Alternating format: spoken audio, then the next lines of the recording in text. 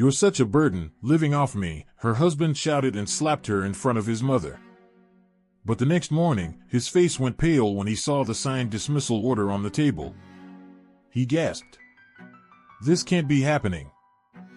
Sarah woke up feeling like she was wearing a set of dirty, sticky clothes. Not physically, mentally.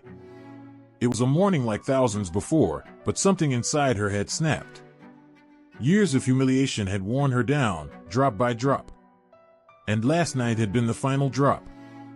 It had been a family dinner. Barbara, her mother-in-law, sat at the head of the table like a queen on a throne, her cold, judgmental eyes fixed on Sarah. David, her husband, lounged next to her, relaxed and smug, confident that his mother would back him no matter what. The conversation, as always, revolved around David's supposed brilliance, his irreplaceability at work, his bright future. The job he had only thanks to Sarah's connections in the HR department. Sarah was the HR director at a large company. She was respected by colleagues and upper management alike. But at home, she became a shadow of herself, a woman constantly belittled and insulted. Barbara never missed a chance to remind her that she was plain, that David was too good for her, that she should be grateful he'd even married her. "You should be thankful David puts up with you. You know he could do much better." That line echoed in her head nearly every day. David, for his part, just nodded along, basking in his perceived superiority. He knew Sarah feared losing him, feared being alone. And he used that fear like a whip, keeping her in constant anxiety. He showed up late to work, disrespected colleagues, submitted fake reports, knowing Sarah would clean up after him, cover for him. Because if he lost his job, who would support him and his precious mommy? Sarah endured it all. She kept hoping David would change, that Barbara would soften. She tried to reach their hearts, to earn their respect. But all her efforts only confirmed to them that they held power over her. Last night, after Barbara once again criticized her appearance, Sarah snapped. She tried to speak up for herself. That's when David hit her. For the first time, and right in front of his mother. It wasn't a hard blow, more of a slap. But something broke inside Sarah. In David's eyes, she didn't see regret, only anger and dominance. His look seemed to say, "I can do whatever I want to you, and you can't stop me." Barbara didn't even try to intervene. She just sneered. "You brought it on yourself. Don't talk back to David." Sarah quietly left the table and went to the bedroom. She sat on the bed for a long time, staring at nothing, trying to process what had just happened. The physical pain was nothing compared to the emotional devastation. She felt trampled, humiliated, shattered. She cried until there were no tears left. And then something else woke up inside her, anger, hatred, and determination. She would never let them treat her this way again. She would no longer be a victim. She would reclaim her life. That very night, Sarah made a decision. She would divorce David. She would get rid of Barbara. And she would start a new life, one filled with dignity and self-respect. From that moment on, Sarah stopped being the timid, insecure woman she had been. A steely will awakened in her, along with cold calculation and a fierce thirst for freedom. The morning didn't greet her with warm sunlight, but with a gray, overcast sky. Still, she didn't feel disheartened. She knew a difficult battle lay ahead, but she was ready. Sarah woke before her alarm. Her chest ached, like a ball of barbed wire had taken root inside. Yesterday's slap had left more than just a bruise, it had scorched her soul. But along with the pain, there was now something else, icy resolve. No more tears. No more pleading. Just cold, ruthless calculation. She got out of bed, composed herself, and headed to the kitchen. David and Barbara were already at the table, chatting cheerfully over breakfast. They didn't even glance her way. Sarah poured herself a cup of coffee and sat down. She sipped silently, working through her plan. There was no room for mistakes. Her future depended on it. David noticed her silence and smirked. Still sulking? Come on, it wasn't even that hard of a hit. Sarah looked at him with a cold, unreadable stare. "You'll regret this, David. You'll regret it more than you know," she said quietly but firmly. David laughed. "What are you gonna do to me? You're nothing without me. I'm the one supporting you. You should be grateful," David snapped. "Soon enough, you'll be grateful if I so much as offer you a hand," Sarah replied, got up from the table, and walked out of the kitchen. She headed straight to her office and opened her laptop. She knew all too well how many rules David had broken at work. She had covered up for him time and time again just to protect his position. But now, she was going to use those very violations against him. His laziness and irresponsibility were practically legendary among his colleagues. And as the company's HR director, Sarah knew more than anyone about his misconduct. She had always shielded him, hoping he'd change. What a fool she had been. Today, that foolishness ended. Sarah logged into the corporate system. Her heart pounded, but she forced herself to stay calm. She began gathering documents that would prove David's infractions: fake business trip reports, backdated absences, forged medical leave. She knew exactly where to look. After all, she was the one who used to hide them. Hour after hour, she meticulously pulled files from the system, scanned documents, took screenshots. Her anger grew with each click, anger at him, at herself, at the entire web of lies she'd been trapped in. Once she had everything she needed, Sarah began drafting a formal report.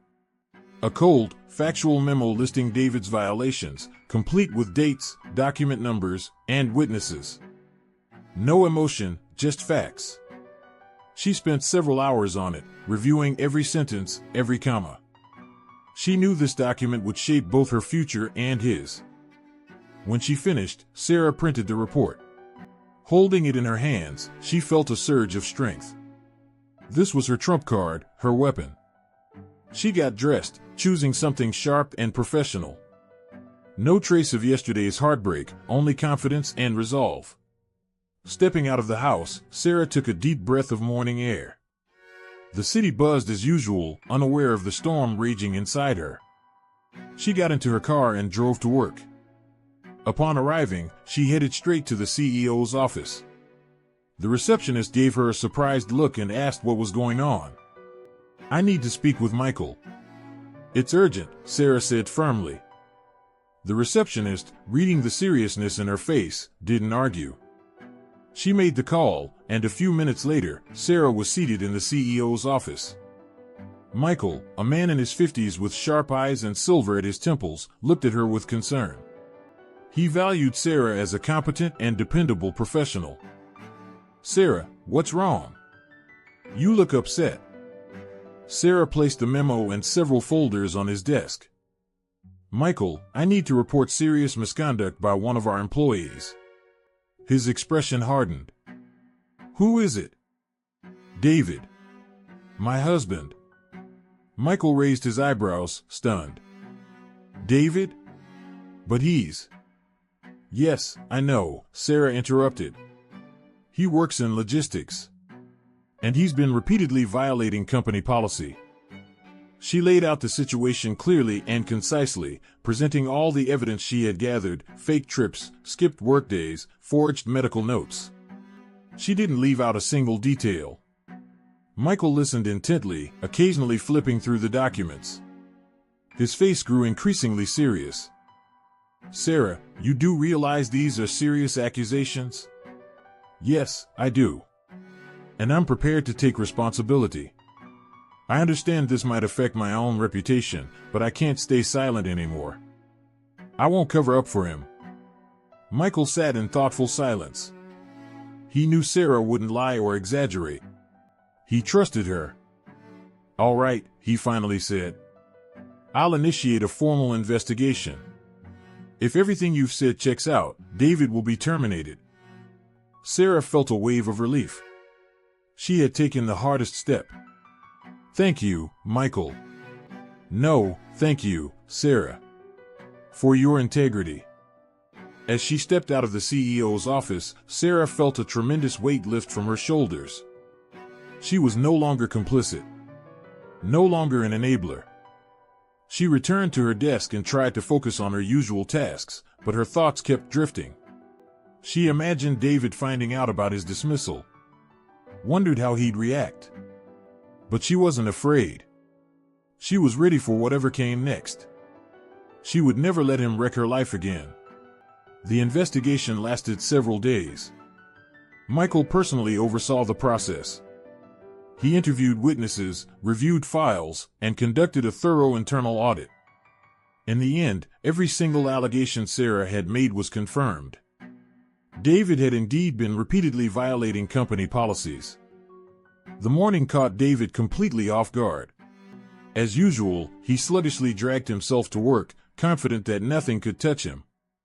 Scrolling lazily through the news on his phone, he had no idea his world was already falling apart. Even the familiar scent of coffee from the office kitchen did nothing to wake him up. There was something strange in the air, a heavy silence broken only by the low hum of computers. He walked to his office, absent-mindedly nodding to his colleagues. Their faces looked odd, sympathetic, yet distant. David brushed it off as paranoia. But when he saw the termination letter on his desk, his world flipped upside down. The paper trembled in his hands. The words blurred before his eyes. Termination notice. Due to violations of work discipline. The words echoed in his mind. This can't be real. There must be some mistake. A misunderstanding. Panic began to swell inside him. He rushed to the secretary's desk, gasping with disbelief. What is this? What the hell is this letter? Some kind of joke? The secretary looked down and muttered. I'm sorry, David. The order was signed by the CEO. You'll have to take it up with him. Like a man possessed, David stormed into the CEO's office. The director sat calmly behind his massive desk, unmoved. His eyes were cold, unreadable. This is outrageous, David shouted, throwing the letter onto the desk. Who the hell dared? The CEO raised an eyebrow. David, please calm down. The termination takes effect immediately. A formal internal investigation was conducted. Your violations were confirmed. What violations? This is nonsense. You're being terminated for cause, David. Falsified reports. Repeated absenteeism. It's all documented. David froze. This wasn't a prank. This was real. It was over. His world, his arrogance, his false sense of invincibility, all of it collapsed in a heartbeat. Who could have done this? Who would betray him like this? He stormed out of the CEO's office like a wounded animal. One name pounded in his head, Sarah. No. It couldn't be. She wouldn't. But deep down, he knew. She was the only one who knew his secrets. She was the only one with access. Blinded by rage, David raced home. He burst into the apartment like a hurricane, knocking things over as he went. Sarah! Where are you? He yelled, but there was only silence. On the table lay an envelope. He tore it open and pulled out a piece of paper. Divorce papers. His hands began to shake. His vision darkened. Just then, Barbara walked into the apartment. She gasped when she saw his shattered expression. What on earth is going on? David, what happened? She did this. David roared, holding up the papers. She set me up. She got me fired. Barbara, true to form, tried to take charge. Don't worry, sweetheart, we'll handle this. She'll regret crossing us. I'll show her. She didn't get to finish. Sarah walked in. Calm. Collected. Like nothing had happened. Her eyes held no fear, no shame. Only steel. And resolve. What's going on here? She asked, surveying the wreckage. You. David lunged toward her. You betrayed me. You ruined my life. Sarah stepped back. You ruined your own life, David. I just helped you see it. You'll regret this. I'll destroy you. Try, Sarah said, voice steady. But I'm afraid you no longer have any power over me. Barbara tried to intervene. Sarah, please. Think this through. How can you do this to your husband?